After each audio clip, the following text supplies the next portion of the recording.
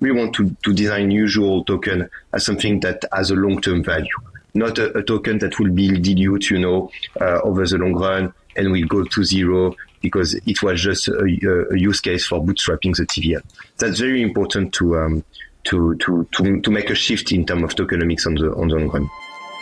Greetings, everybody. Welcome to Flywheel, your number one source for everything crypto, DeFi, and all that's in between.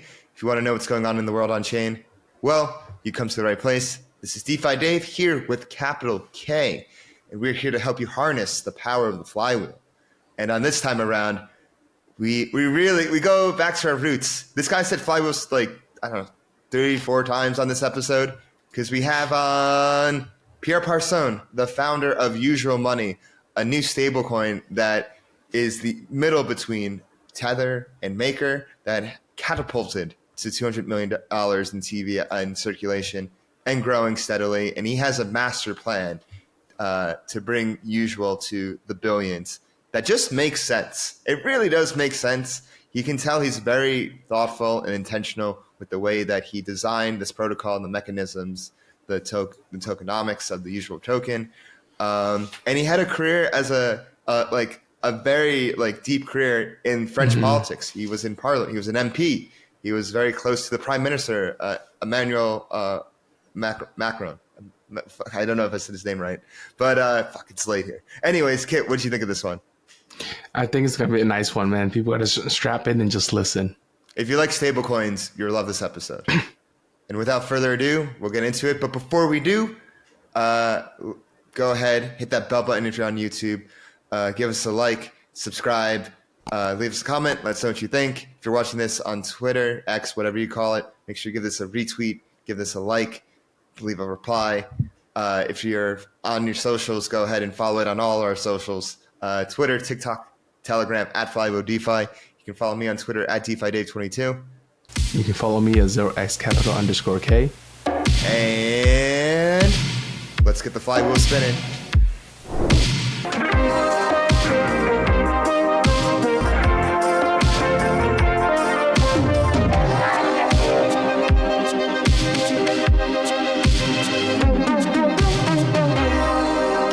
All right, everybody. Welcome back to Flywheel. I'm your host, DeFi Dave, here as always with capital K.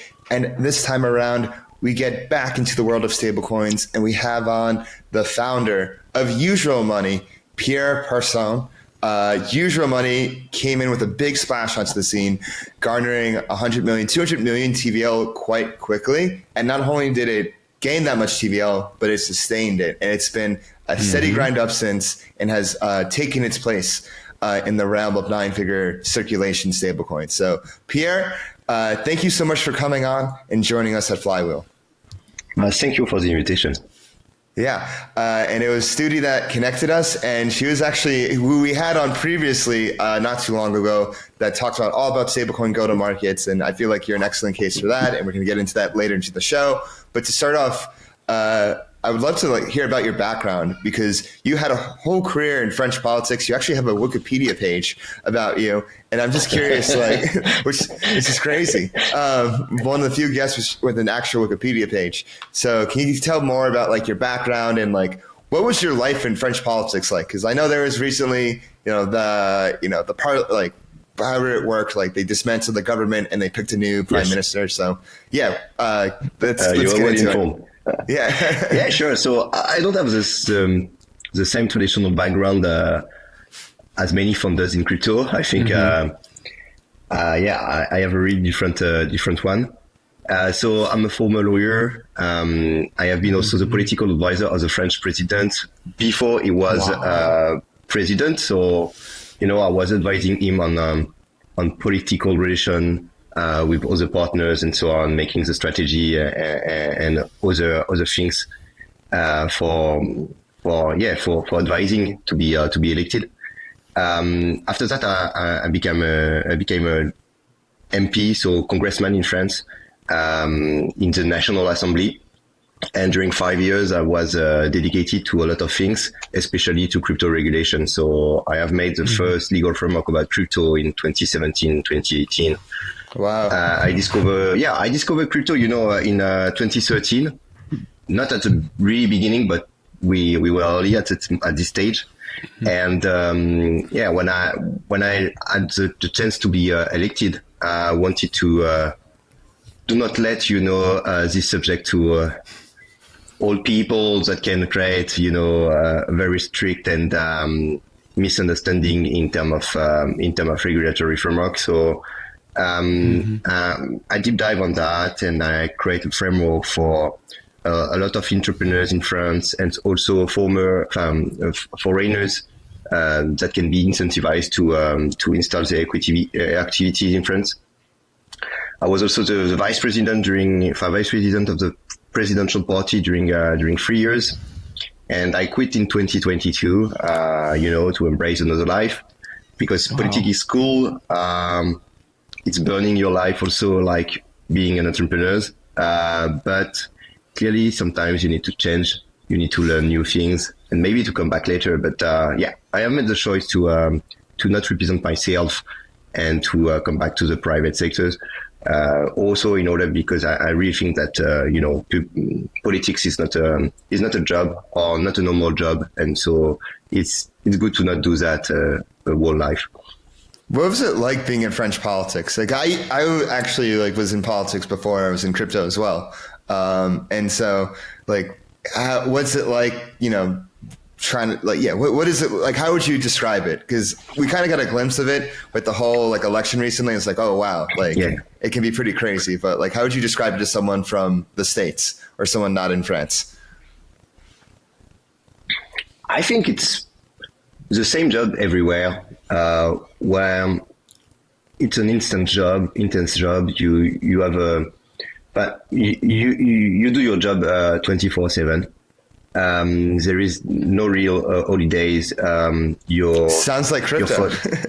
Yeah, absolutely. It's not really different in certain case. Yeah.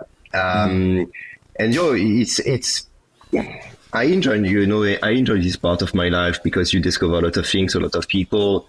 You have also some responsibility, because what you do is not just for yourself. You do that for the common good. In certain sense, you can have your view, but at the end, everyone that is in politics should act for the common good. I was in charge of various things. I work on institution, how to renovate and innovate also on the field of the fact that there is less and less people that are voting. I was in charge of structuring the party, so it was more an engagement to win elections in certain sense. And I also have some deep subject like monetary policy, budget. I was in the financial commission, so I was the guy that was in charge of working on the budget, voting the budget. And so it's why also this has some links with crypto, because we work on a special tax law framework for crypto. So no, I enjoyed this time. Really, I had an incredible luck to be elected as the youngest man in Paris since 300 years. So I was very lucky to have this experience at my age.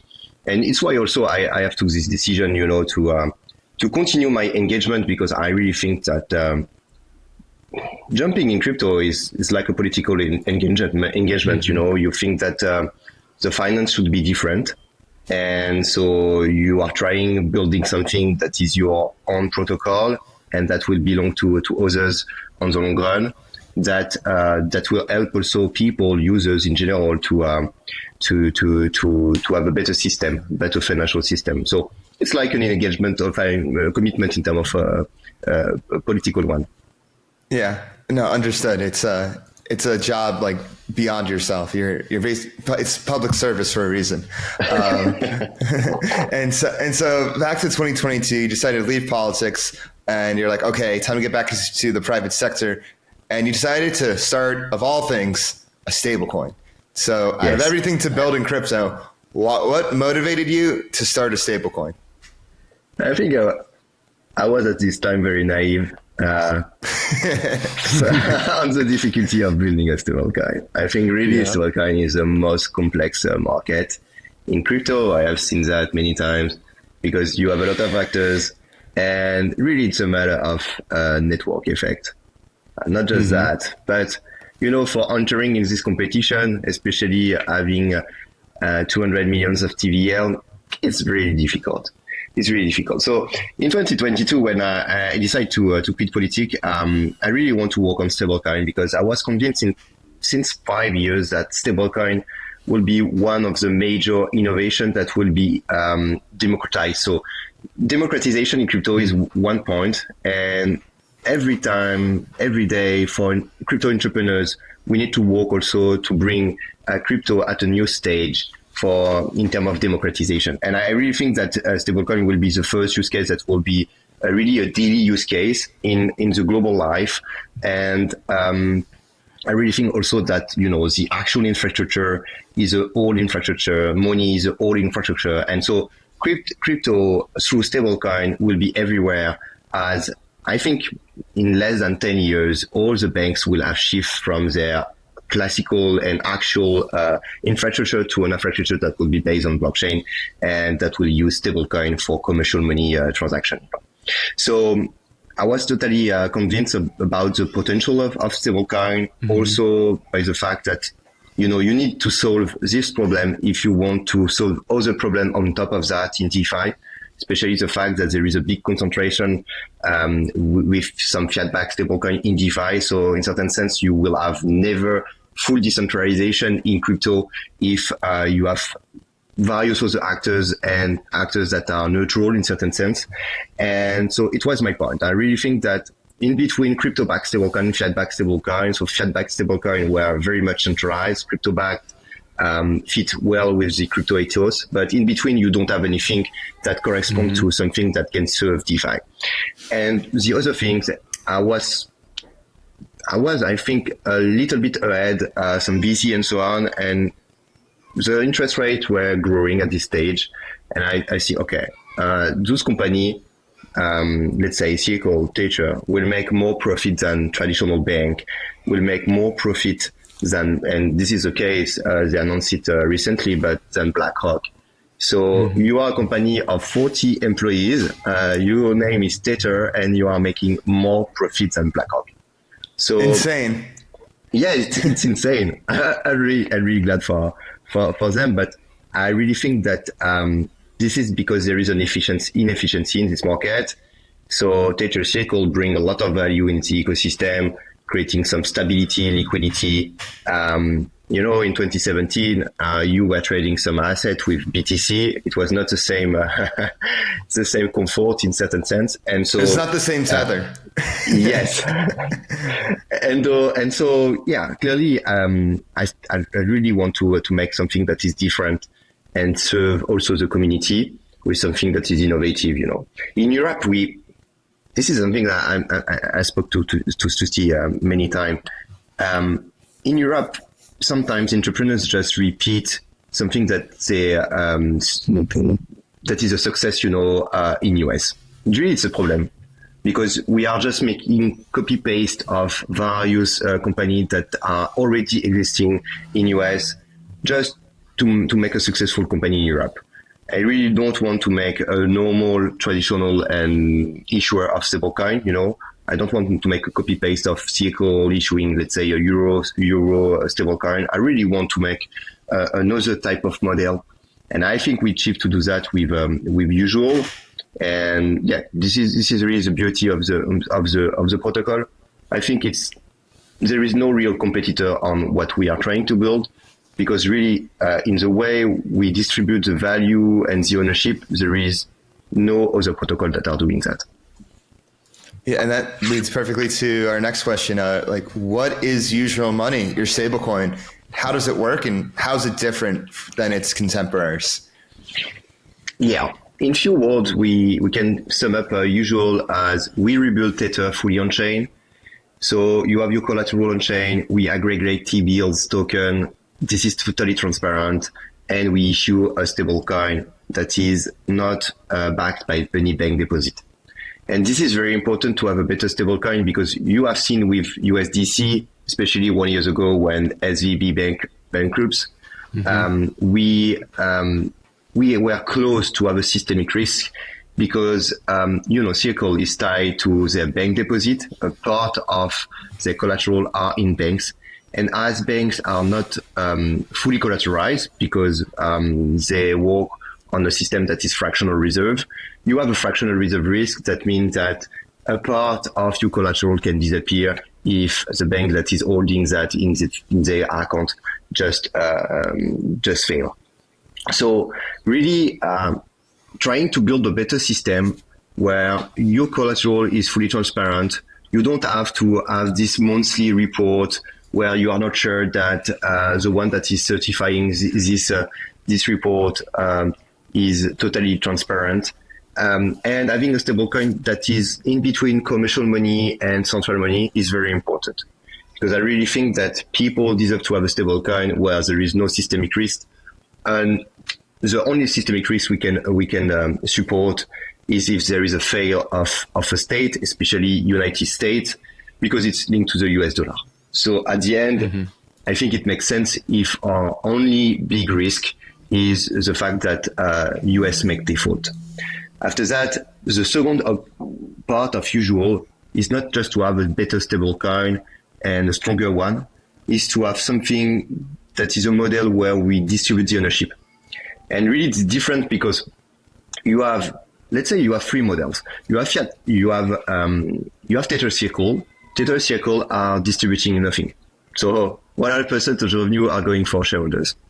You have a model with yield-bearing stablecoin, Mountain Protocol, some permissionless T-bill stablecoin in certain sense that give a yield of 5%.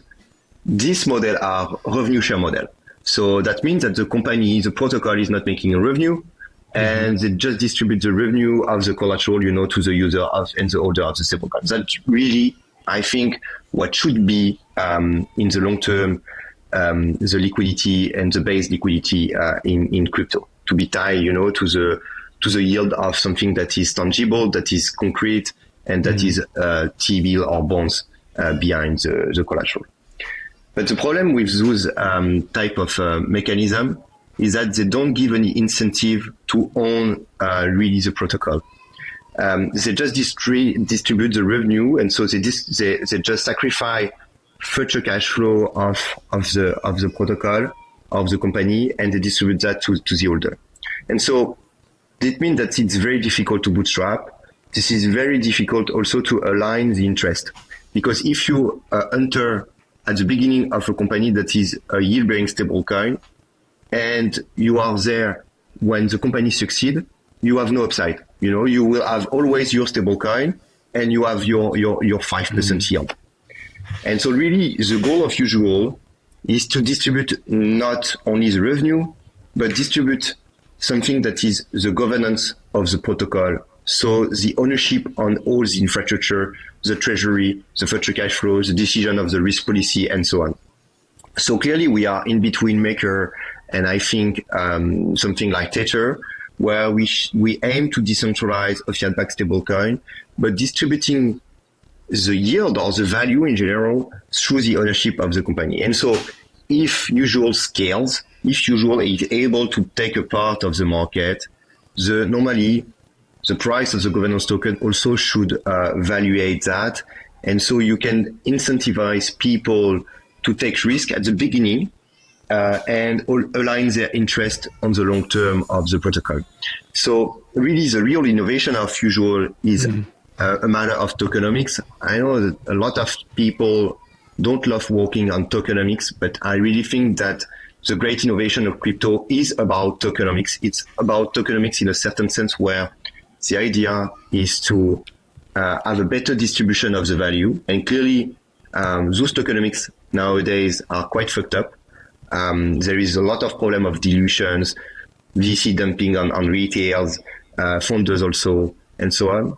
So really, the idea of usual was to create something that is based on game theory, where you have incentivized to build something in common. And if you play the common rules, so the rules of the protocol, normally you will be rewarded for that.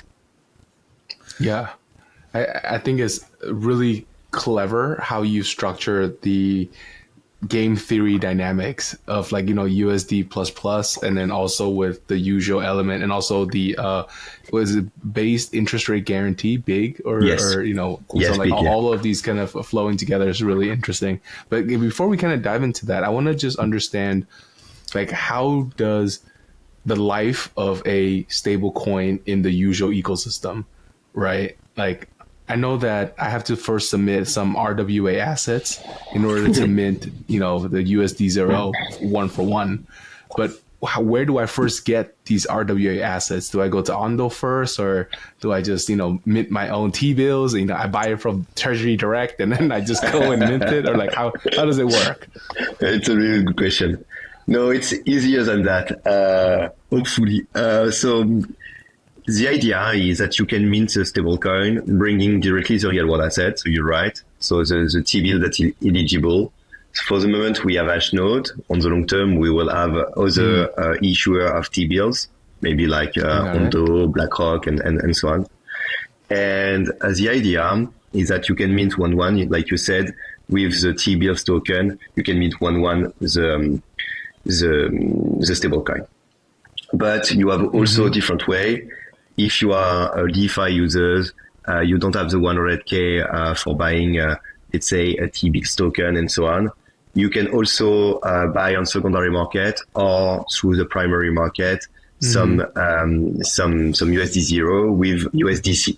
So it's very simple. You connect to the D app, you have USDC or T-bills token, and you can mint 1-1 USD zero. And if you want to redeem, you just have to burn your USD zero and obtain the underlying and redeeming with Ashnode.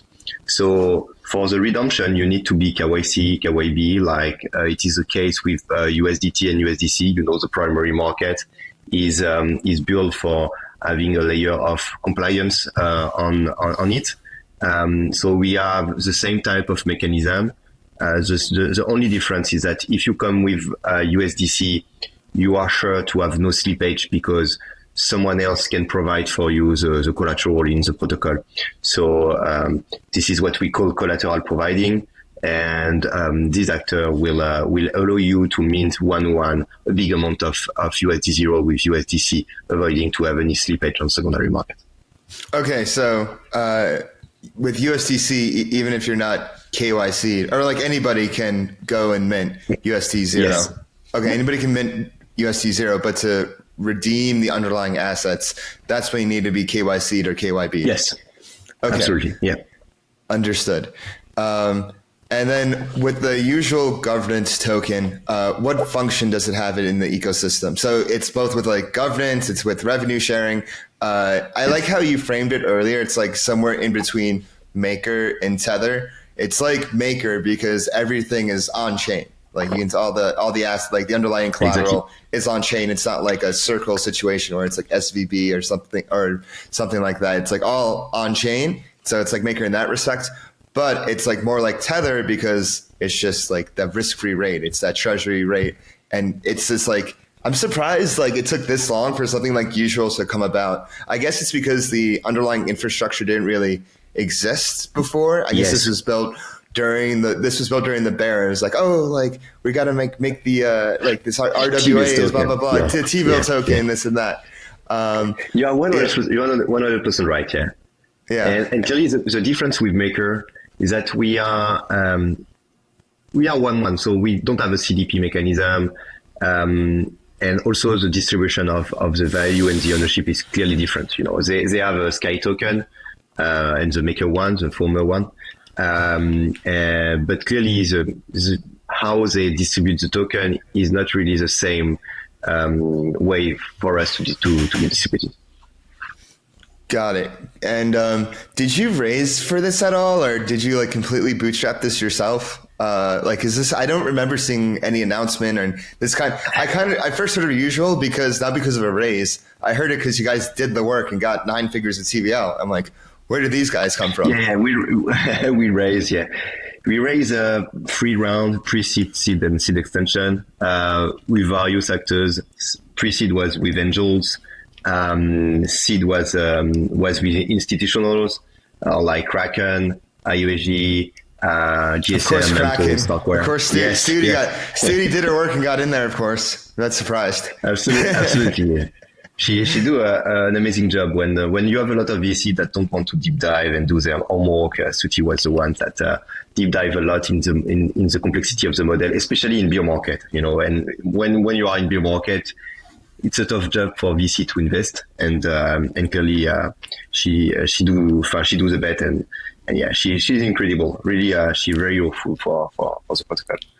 And after that, we have made a seed extension with DeFi founders, some guys like Michael Egorov from Curve, some from Frags, Balancer, Complex, and so on. That was very important for us to have them on our cap table, because really, usual aim to be neutral in the DeFi ecosystem. We aim to have something that is not tied to a central entity and that can be used also by various DeFi protocol. And you were mentioning what is the value of usual token and how it is working. And this is a really good question, because for neutrality, usual token will be the way to control the protocol. This will be the way to maybe make usual wars, like curve wars, where people will fight to bring a new collateral in behind the USD0 and reallocate a part of the collateral. So this is something that will be powerful. You will have gauge system with the usual. You will have the possibility to vote the risk policy, to vote new product, to vote what will be done with the treasury, to vote on the fees, on the whole mechanism of the structure of usual.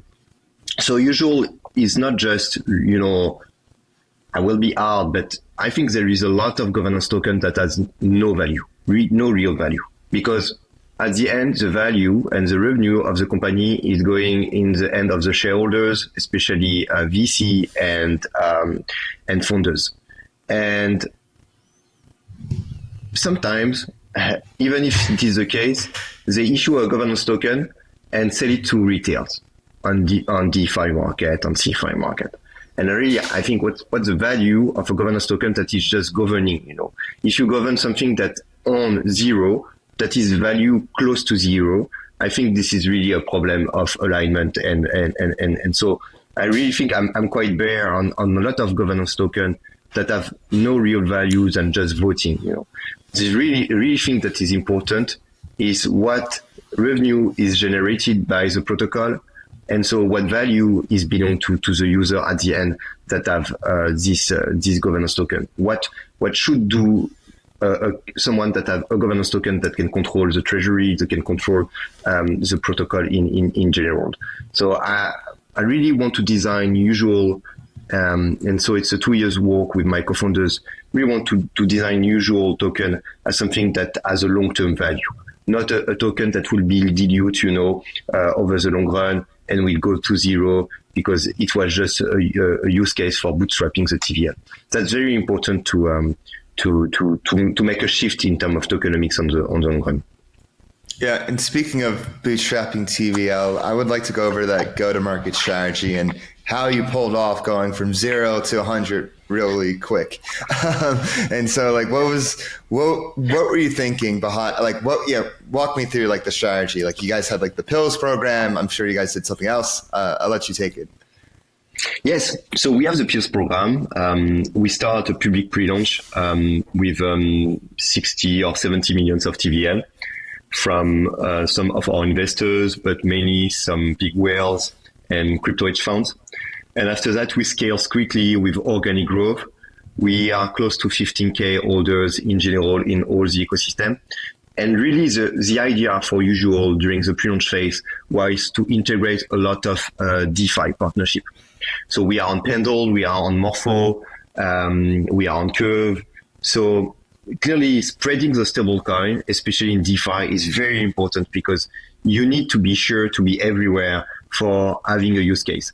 Because in usual, you mentioned that you have the stablecoin that is a means of payment, the trading counterparty, and that will be used like USDT and USDC on the long run.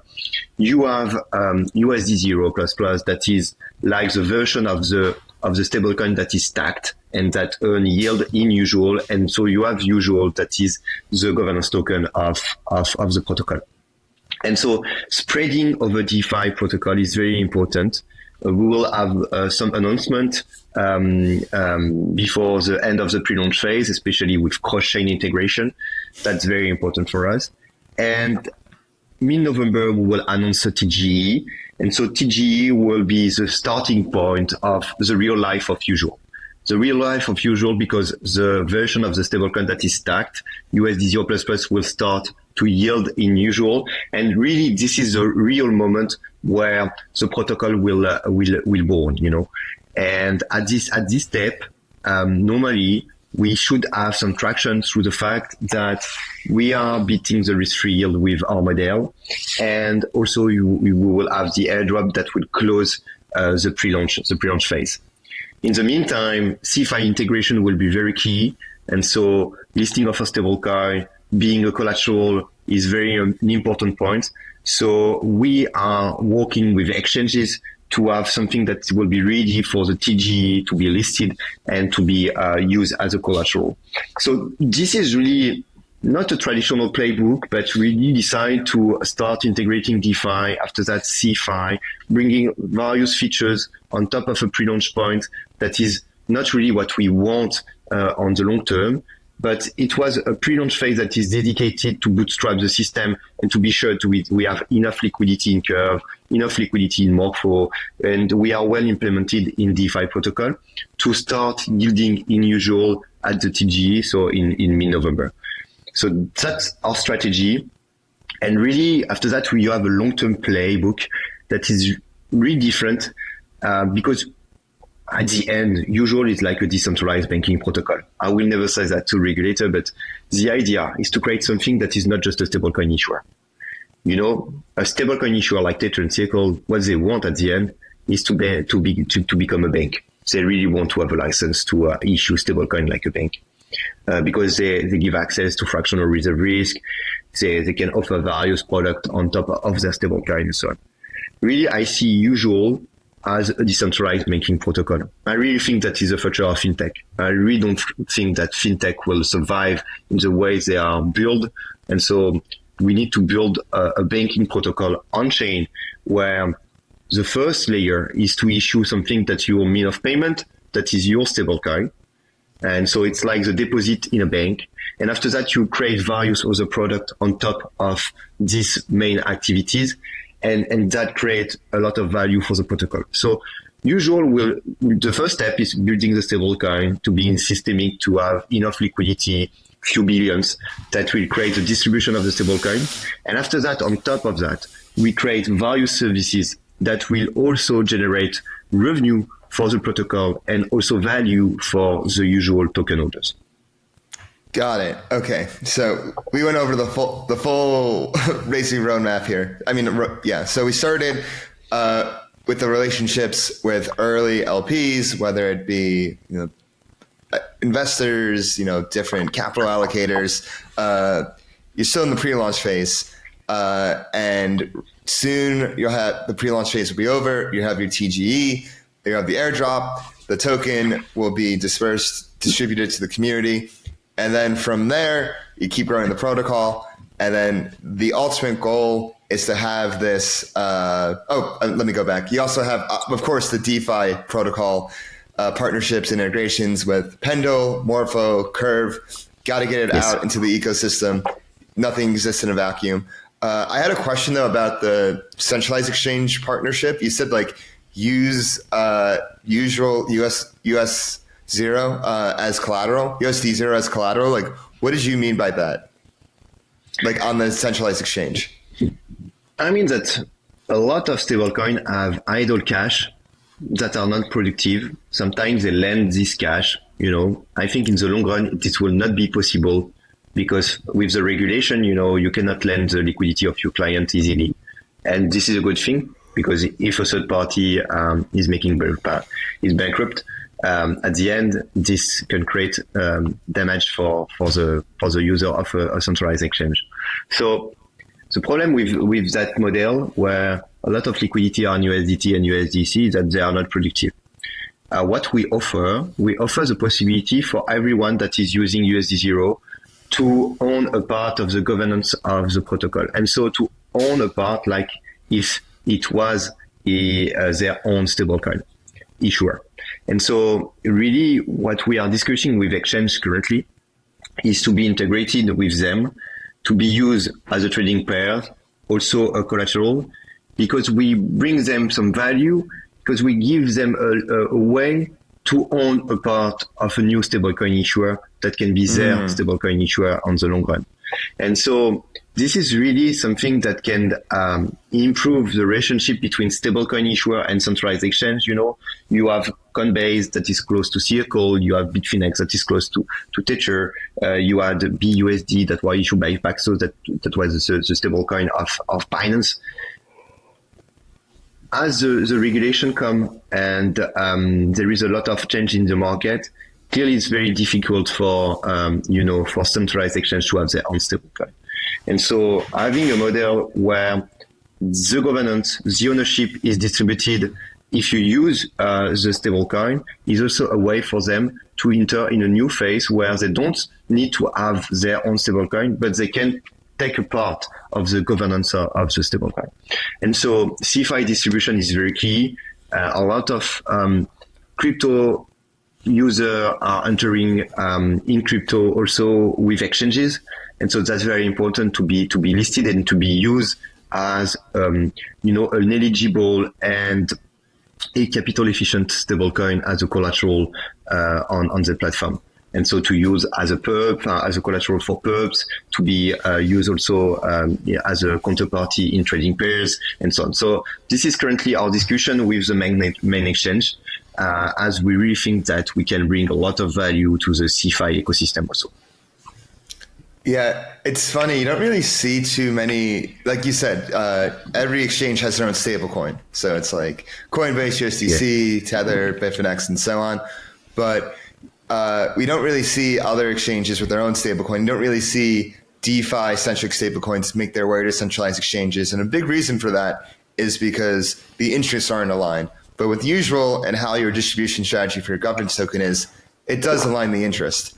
And so maybe we'll see it on Kraken. Maybe we'll see it somewhere else. Who knows?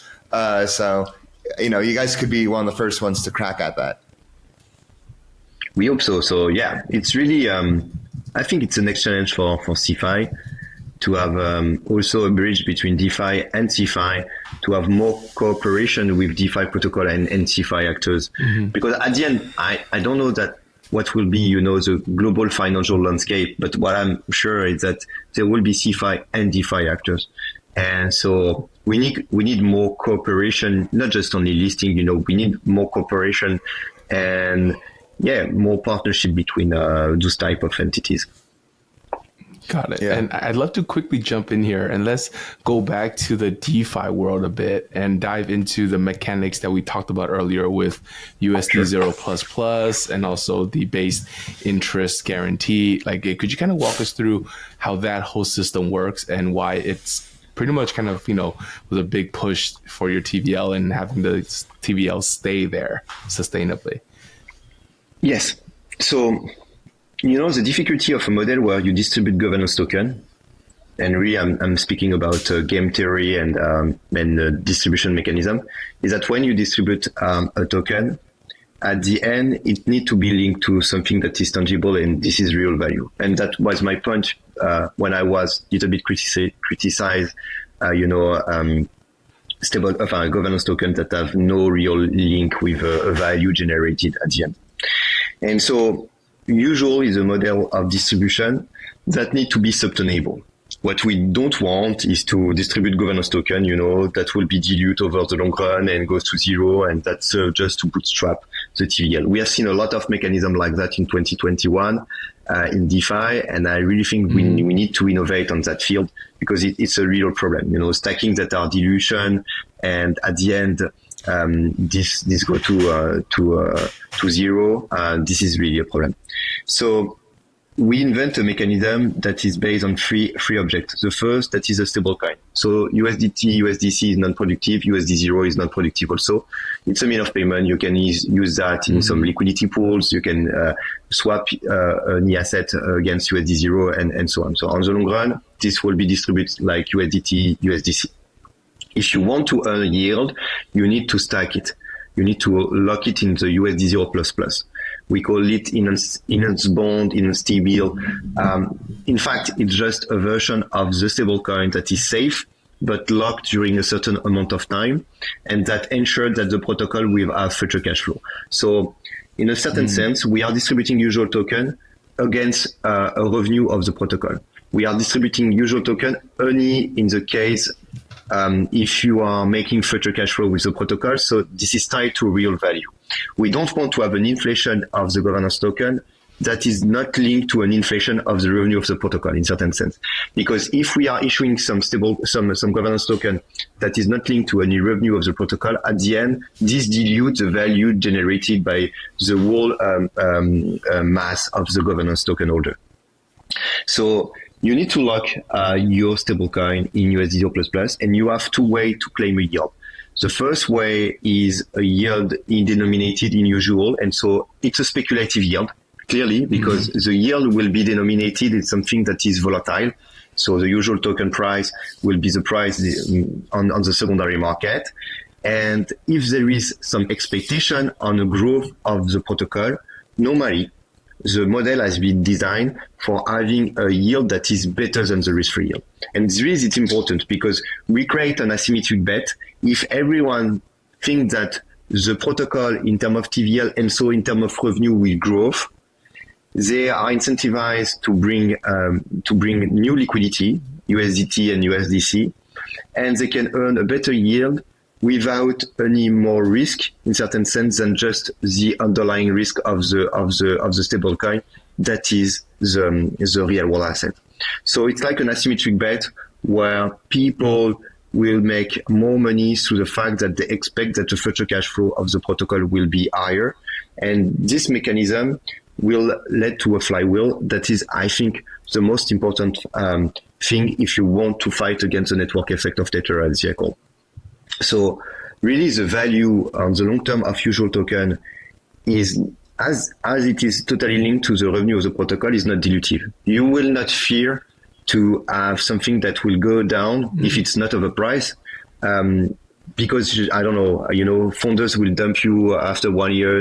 VC will also have their vesting, and so it will create dilution.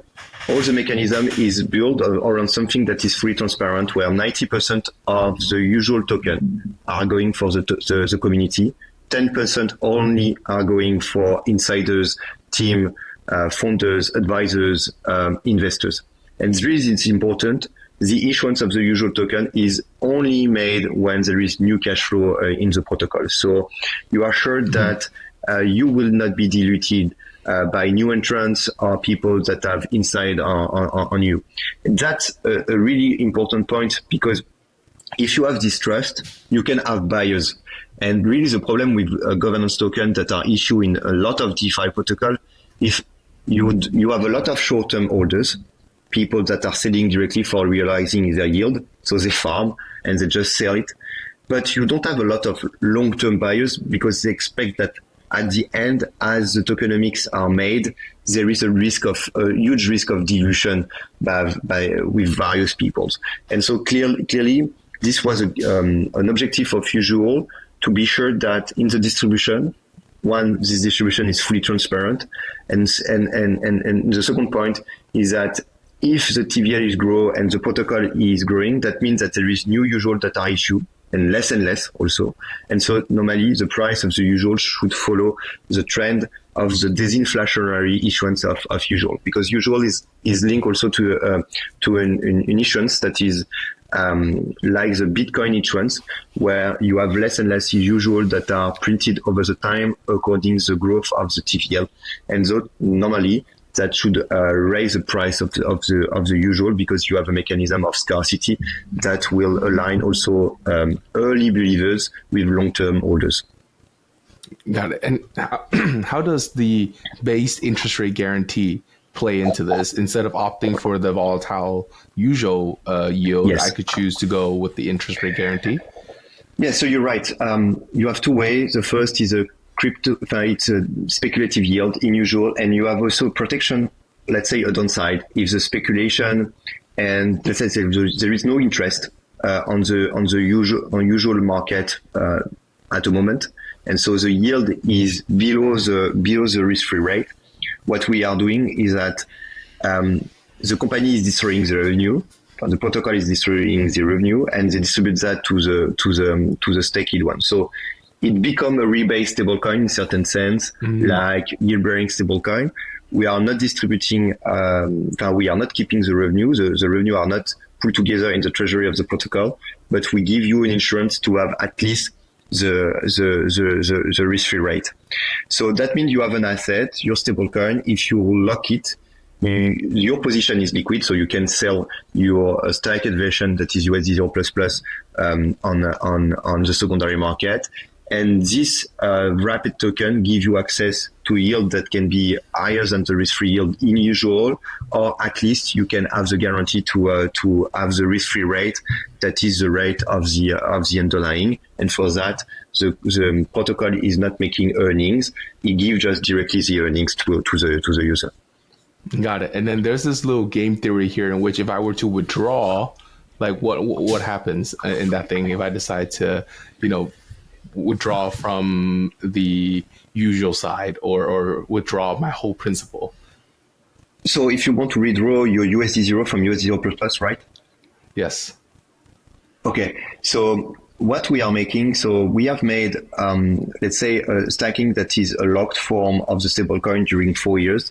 4 years at start because it's linked to the model of distribution. So we distribute, usual token only, we mint usual token and distribute them only if there is a future cash flow that is tied to the TVL. And so it was important to have a period for the common good where the protocol is sure to have some future cash flow. If not, you can abuse of the system where you have cash flow one day, but every people sell the usual and redeem another day. And so the usual goes down to zero. And so you can exploit that at the beginning. We will make shorter maturity, and also we will, at the TG, allow people to redeem their USD 0++ against USD 0 to be sure that there is a strict parity between those two assets and ensure that there is liquidity. So on the primary market, we will offer an exit on USD 0++ in USD 0. And that's very important, I think, for the confidence of the model. On the long run, we will have a price stability module that will be a way for every USD 0++ to have a period of unbonding where they can unbond their USD 0++ in USD 0 according a certain amount of time. And in this time, there will be maybe buyers that will rebuy your position if you want to exit the system. So this price stability module will be made at the beginning of Q1 2025, just after the TG, and in between we will allow the redemption of 1 USD 0++ in USD 0. But what we want to educate behind this mechanism is that really the way for us to conceptualize the locking of the stablecoin is something that is mandatory if you want to distribute governance token. Because if not, you can have bad loop and that goes to destroy value in general, because you can create dilution. If I'm not sure that there is future cash flow in the protocol, and this means that I can issue some usual token without diluting, the people that have the usual token before. Really, the long-term plan is very important, and so we need to have a provision in terms of earning for the protocol.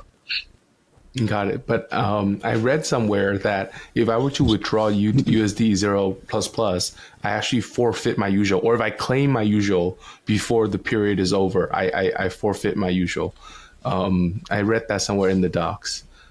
No, you will be able, I think for big holders, you will be able to exit 1-1, giving a part of the usual. It's a mechanism that we are looking for. But for the moment, if you exit 1-1 your USD 0++ against USD 0, and you can go in USDC after, you will have no consequence at the beginning at the TG. But as we will implement a price stability module plus also various maturity for the bonds, this will also lead to a mechanism where, if you want to unbond, you need also to give back a part of the usual that you earn, especially because you are sacrificing the future cash flow of the protocol. That means that we need to have a compensation for that. Yeah. Got it. Okay, so let me quickly summarize here because that was a lot of information. All right, so right now in this phase, since we're getting usual started and getting it out there, there aren't many consequences per se. Things are still be able to be swapped one-to-one and no bonding redemption curves. And how it works is once you turn your USD 0 into USD 0 plus plus, which is called stacking, you could opt for either a based interest guarantee rate, which is the risk-free rate, or you can opt for this higher, more variable, or I mean, they're both variable, but a more volatile rate with the usual side. Absolutely. Now, when you opt for the usual yields, the yield that's supposed to go to you from the treasury bonds and such is going to go into the protocol's treasury. And then the protocol's treasury is going to grow over time. But hey, you receive usual for it, and that usual controls the treasury. So in effect, you still have action on that yield. It's not that it's completely forgone. Now, let's say bad things happen and the usual token is not performing or whatnot. You could always opt for the based interest guarantee, which is receiving all of that native actual yield bearing assets such as the T-bills directly to you, paid to you in USD 0. Okay. That is where we're currently at. Right. Yeah. Yes. Okay, perfect. Then in the future, we have a ton of cool shit with the whole bonding curve, and then people are going to be able to price the dollar time value of USD 0. Some people may be able to ARB in there and get some free money. So yes, all the money games are going to come much later. This is the decentralized banking that comes in later. That Pierre mentioned. I think it's very. And then last highlight point, and my throat is killing me, so this is going to be my literally last point. I love the fact that the token emissions is tied to the revenue of the protocol and is effectively, quote unquote, almost backing it for one-to-one, almost creating this floor-esque equivalent of there is a floor. That's what we're thinking about. The floor will be the revenue generated. Yes, it will be the floor. The floor will be the revenue generated. And after that, you know how it is working in crypto. The speculation is higher than everywhere else. And so people will also price usual according what they expect in terms of growth. And this layer of speculation will create what is the most important thing in the protocol, because this really creates a flywheel. Because you can have a model where, especially at the beginning, the yield of the usual token, through the fact that people will bet on the growth of the revenue of the protocol, will be higher than the risk-free yield.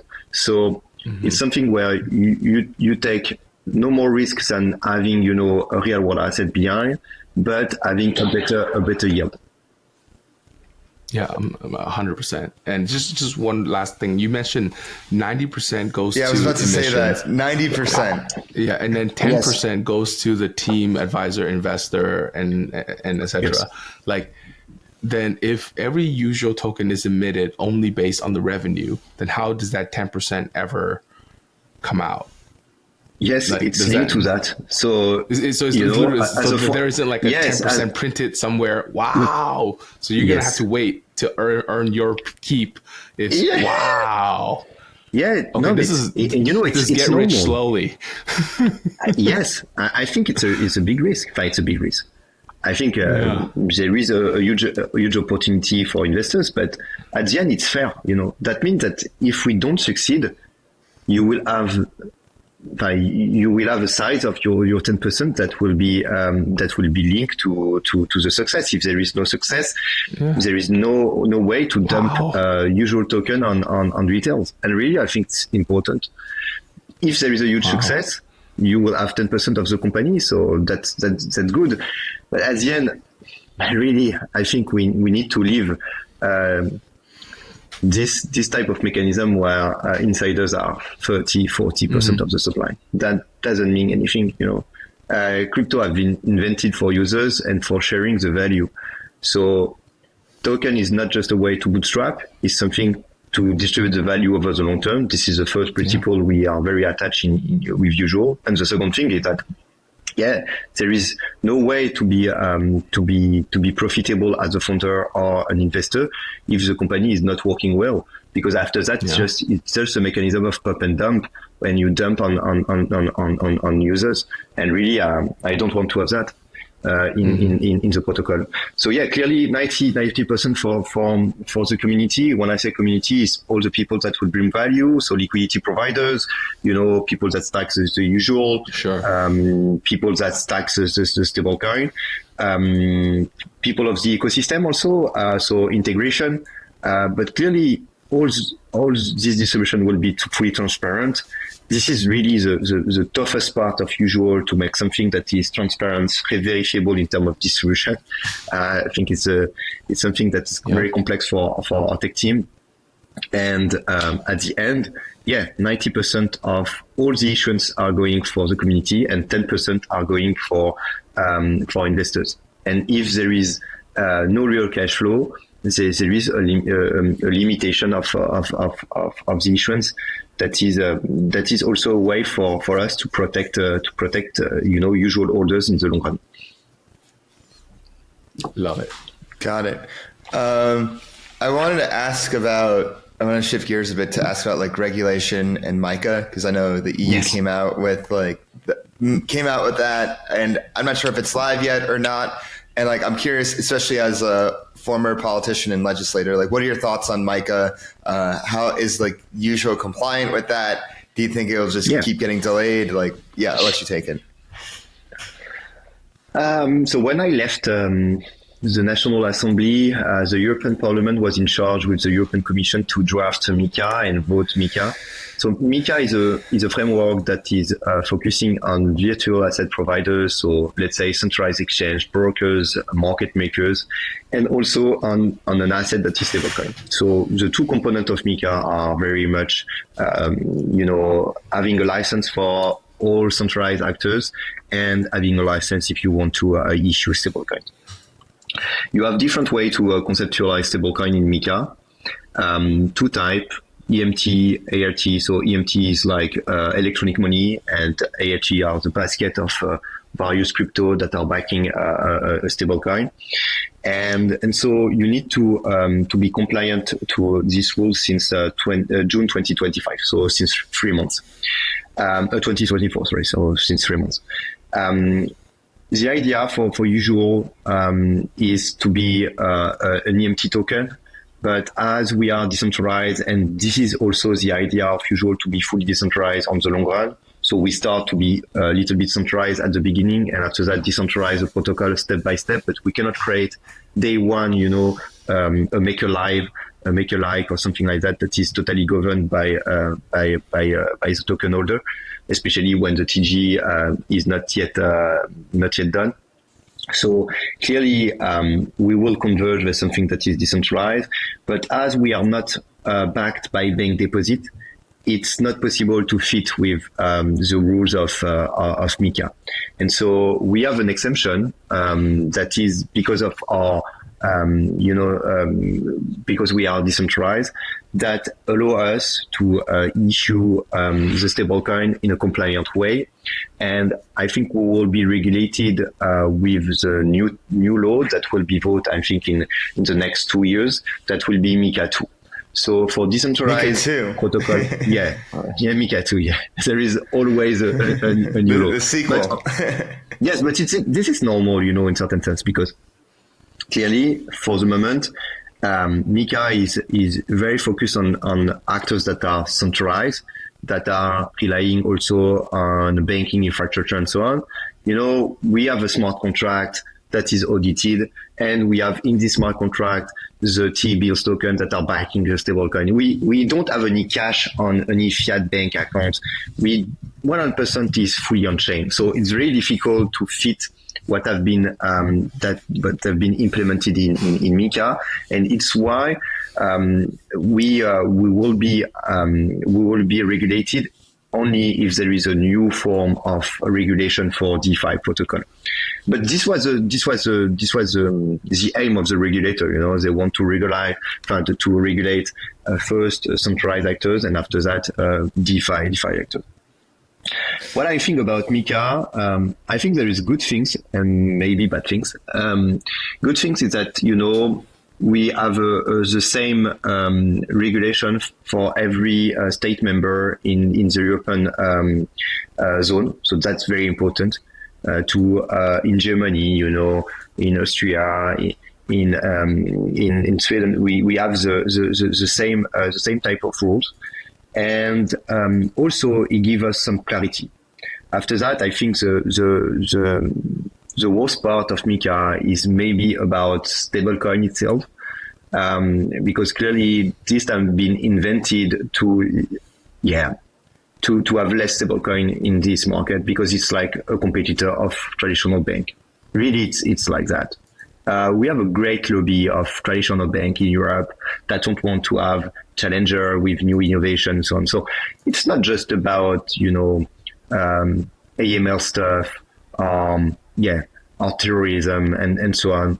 This is sometimes an excuse to create some rules that just protect, insiders against outsiders that try to innovate. And really, I think it's a worst point of MICA where we need to have more pragmatism in Europe and not just create regulation to protect, private interest or common interest, but without knowing what should be the subject in terms of sovereignty, in terms of also protecting investors and so on. Really, it's also the same, in US when SEC goes against a lot of real use case in crypto. Just the case with Uniswap. Uniswap is the best use case in crypto. I think the UX are incredible. They are making revenue. The protocol is making revenue and so on. And you have a lot of shitty projects that are not making revenue and they try to dump on retails. And at the end, because the normal projects that are the most credible and serious projects are attacked by SEC, what we see is that people are gambling on meme-coin and exchange list meme-coin. So at the end, you are not, you just push your customers, you push your users in the end of certain sense, not bad actors, but people that are not producing any value for the community. So really, I'm a little bit skeptical on how regulators play the game, in certain sense. I really think that we need to raise our level. I have seen so many things in crypto that are not okay, with insiders deals, with a lot of trading against the project or trading against consumers and so on. I think this is less and less the case, but really we need to have regulation, but a good regulation. That's not something that is just for protecting, the traditional system. And sometimes it's a little bit like that, So I don't see bad everywhere. I think there is a lot of theses that are not right in certain sense. If you deep dive, sometimes just people don't want to work on this complex subject, and so they don't have a real idea on how blockchain, how crypto is working. So they just prefer, to keep their simple term on crypto. But on the long run, what I see is that there is easier way to conceptualize crypto that is just trying to translate what is the actual regulation to the new regulation, and the actual system, that is the TradFi system, is not working like the DeFi system is working. And so you need to reinvent, you need to deep dive, to reinvent rules. And this is something that needs to be done by the regulator and also by politician, by a policymaker. That's very important. I think if in the long run we want to have something that is more adapt to what we want to build. Exactly, and I couldn't agree more. If only we had more policymakers and regulators that were like you, that would just go head first into this industry. Maybe they don't want to make a stable coin, but I think we'd be better off. But on that note, I think we're ready to wrap up. At the end of every interview, we like to ask one question to our guest, and that one question is, who do you want to see on Flywheel next? Who would you recommend to come on the show? Whoa, tough question. Tough question. I need to think about that. Yeah, in general, DeFi protocol. And anyone you want. You need to interview a regulator. I think you need to interview a regulator. Because I think it's important. Gary Gensler. Yeah, maybe. That's all policymaker. If you want some names, I can introduce. But clearly, yeah, I think it's important, for crypto users to understand also what is what is behind, and how this ecosystem that are the regulation and the regulator work. So I think it's good to have to them on the show. Yeah, Cool. Thank you. good suggestion. And where can people find you? Where can people go explore Usual Protocol socials and whatnot? On Twitter, Usual Money, also usual.money. They can see our documentation on our Gitbook, and but they can play with the app. They just need to have a code during this pre-launch phase. But if they type on Google or on Twitter, they will find a code everywhere. So it's free access in certain fields. You heard the man. Go find that code. Go to Usual Money. Go get some pills. Yes. Pierre, Absolutely. Take your pills. take your pills. Pierre, thank you so much for coming on. We hope to see you again soon. Thank you guys. It was a pleasure. All right. It's the post game. I'm your host, DeFi Dave, here with Capo K, wrapping up an episode with Pierre Person, the founder of Usual Money. And what a nice guy. His head is in the right place. You can see that's like embodiment and sense of service that he had working in the government, but in the same way that he's like building this stablecoin. I think that was like pretty apparent, especially in the way that he thought of like the tokenomics, and like I thought when he's like, the token only gets emitted when there's revenue. That's huge, and that's for everyone. Massive. I've never seen that, and not only that, It makes so much sense. Like split. Like there's so many times during this interview where things just like made sense. I'm just like, why haven't we done that before? It makes so much sense for there to be mission based on revenue that's just like straight inflation, because this like. Think about how many DeFi tokens just dump to zero because it's just inflation. And on top of that, like I didn't even say this on the show, but like 90% to the community, that's massive. That's huge. That is the right way to do it. Because you have so many times there's like an overhang of like 20, 30, 40, 50% of like tokens from like, that just they're already pre-selected like groups of people, and like we all need a bootstrap, but 90%, that is like as close as you can get to a fair launch. Agreed. Yeah, but what are your thoughts on this one? What do you think of Usual? I think it's definitely unusual because it stands out definitely from the rest of the pack. I love the vision of becoming a decentralized banking layer. And what everyone says that, right, is very altruistic. You get a decentralized banking layer. You get one too. But the fact that his tokenomics kind of lends itself to that, like, okay, now this guy's really putting his money where his mouth is. So I really appreciate how principled he is. And also the design of Usual is like not that radically crazy per se, but the way that the value accrual is happening, meaning token emissions are just emitted randomly, it's tied to something, which I think the future cash flows, which I think is like phenomenal as a design. I feel like there maybe need to be some initial liquidity just so there's something out there in the first place, but overall I think it's pretty solid.